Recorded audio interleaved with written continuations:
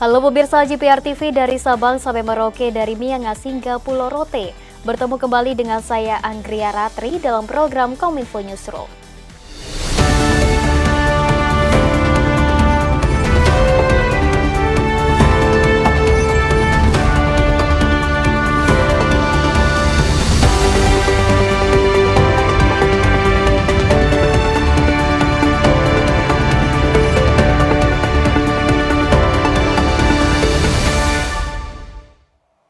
Kita ke berita yang pertama pemirsa. Kepala Badan Perencanaan Pembangunan Nasional Suharso Mono Arfa menyebutkan rencana kerja pemerintah 2025 akan dilaksanakan melalui 3 arah kebijakan prioritas pembangunan.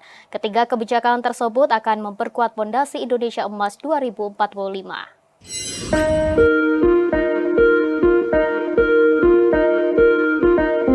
Badan Perencanaan Pembangunan Nasional mulai menyusun rencana kerja pemerintah tahun 2025 dengan memfokuskan pada penguatan fondasi transformasi Indonesia sesuai dengan mandat Undang-Undang Nomor 25 Tahun 2004. Rencana kerja ini nantinya akan menjadi dasar untuk tingkat pertumbuhan Indonesia pada tahapan berikutnya, sekaligus menjadi peluang untuk mewujudkan visi Indonesia Emas 2045. Menteri PPN Kepala Bappenas Suharso Mono Arfa dalam acara kick-off meeting penyusunan RKP 2025 pada Jumat 8 Maret 2024 menyebutkan, arah kebijakan prioritas dalam RKP 2025 diantaranya SDM berkualitas melalui peningkatan kualitas pendidikan dan kesehatan, serta penguatan karakter dan jati diri bangsa, perbaikan infrastruktur konektivitas, pengembangan transisi energi, percepatan infrastruktur IKN, reformasi pengelolaan sampah, serta pengembangan ekonomi inklusif dan berkelanjutan. Suharso juga menjelaskan bahwa penyusunan RKP 2025 akan menjadi acuan pemerintah dalam penyusunan perencanaan, penganggaran, dan pelaksanaan pembangunan baik oleh pemerintah pusat maupun daerah. Tema ini harus diwujudkan dengan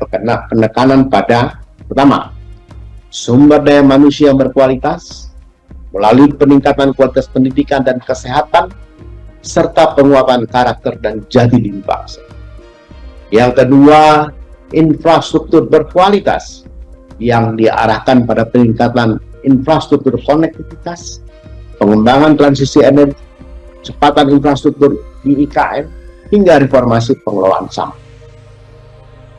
Ekonomi inklusif dan berkelanjutan diharapkan mampu menciptakan lapangan kerja berkualitas, menurunkan kemiskinan dan ketimpangan, serta menciptakan produk-produk yang ramah. Sementara itu, beberapa sasaran pembangunan nasional tahun 2025, yakni pertumbuhan ekonomi 5,3 hingga 5,6%, tingkat pengangguran terbuka 4,5 hingga 5,0%, dan tingkat kemiskinan 7,0 hingga 8,0%.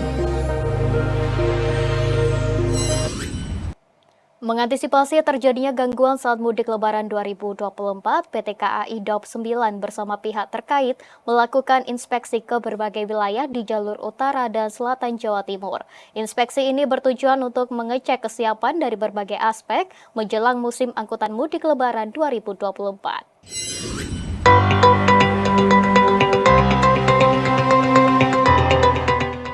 PT Kereta Api Indonesia bersama pemangku kepentingan perkeretaapian melakukan inspeksi menggunakan kereta api inspeksi untuk mengecek kesiapan KAI dari berbagai aspek menjelang angkutan Lebaran 2024 di wilayah daerah operasi 9 Jember. Vice Presiden PT KAI Daup 9 Jember Buntar Riswirawan menjelaskan bahwa perjalanan inspeksi ini juga perlu dilakukan guna memenuhi harapan masyarakat yang membutuhkan jasa angkutan kereta api yang aman dan nyaman saat angkutan mudik Lebaran 2024 mendatang. Dalam perjalanan tersebut juga dilakukan identifikasi titik-titik rawan yang harus dijaga ekstra, sehingga pihak KAI konsisten mengantisipasi adanya titik rawan banjir dan longsor dan menyiagakan 74 petugas ekstra, 64 untuk penjaga pintu perlintasan dan 10 pemeriksa jalur. Kita sudah antisipasi jauh-jauh hari Pak sebelum angkutan Lebaran ini, ya, diantaranya juga normalisasi saluran, kemudian juga kita memperbanyak balas daripada kereta api, jalan kereta api. Dalam inspeksi ini juga Buntar mengungkapkan terkait dengan kesiapan sarana dan prasarana fasilitas stasiun, ketersediaan sumber daya manusia, serta aspek penunjang lainnya dipastikan berada dalam kondisi aman. Sehingga nantinya pada periode angkutan mendatang pihaknya dapat memberikan pelayanan yang terbaik bagi pengguna jasa transportasi kereta api. Pemirsa, BMKG mengimbau masyarakat untuk tetap waspada menghadapi cuaca ekstrim yang diprediksi akan terjadi per tanggal 8 hingga 14 Maret 2024. Hal ini terjadi akibat adanya signifikansi dinamika atmosfer yang dapat meningkatkan potensi cuaca ekstrim di Indonesia. Badan Meteorologi, Klimatologi, dan Geofisika mengingatkan sebagian besar wilayah di Indonesia akan menghadapi cuaca ekstrim yang diprediksi akan berlangsung selama sepekan, terhitung dari tanggal 8 sampai dengan 14 Maret 2024. Hal tersebut terjadi akibat adanya signifikansi dinamika atmosfer yang dapat meningkatkan potensi cuaca ekstrim di Indonesia. Berdasarkan laman resmi BMKG, wilayah yang mengalami hujan dengan kategori sangat lebat akan terjadi di Kalimantan Barat, tepatnya di Putu Sibau, Sulawesi Tenggara di wilayah Kendari, dan Papua di wilayah Tanah Merah. Adapun untuk curah hujan dengan kategori ekstrim akan terjadi di Sulawesi Utara, tepatnya di Manado, dengan kecepatan intensitas hujannya mencapai 209 mm per harinya. Sementara itu, pada tanggal 10 Maret 2024, BMKG juga memprediksi adanya fenomena super new moon, atau sering disebut dengan fenomena jarak terdekat ke bumi yang berpotensi meningkatkan ketinggian pasang air laut maksimum di beberapa wilayah pesisir di Indonesia.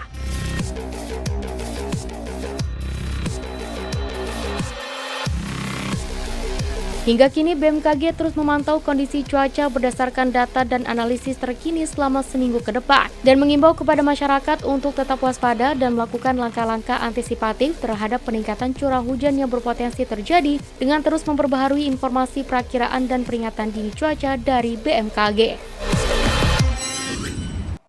Wakil Presiden Ma'ruf Amin di acara Festival Kemandirian BLK Komunitas di Provinsi Banten mengatakan perlu 5 strategi khusus untuk meningkatkan angkatan kerja Indonesia.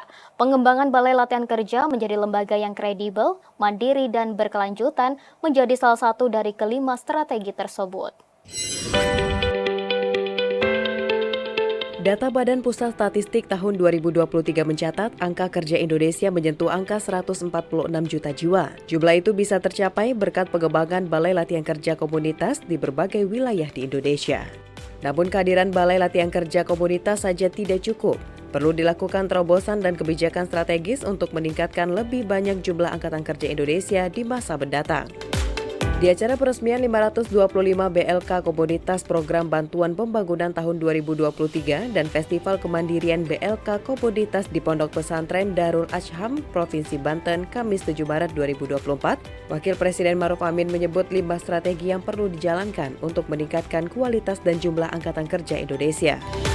Strategi pertama, BLK Komunitas harus membangun lembaga pelatihan kredibel, mandiri, dan berkelanjutan agar dapat menjadi rujukan bagi masyarakat pencari kerja.